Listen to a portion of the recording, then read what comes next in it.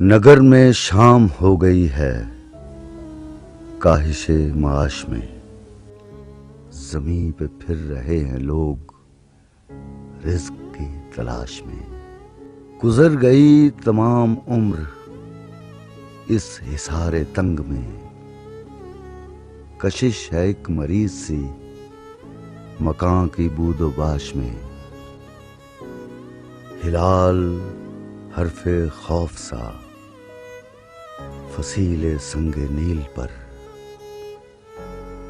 یا عدم کا زرد رنگ خواہش خراش میں۔ چمک رہے ہیں تازیے بلا کی تیز دھوپ میں،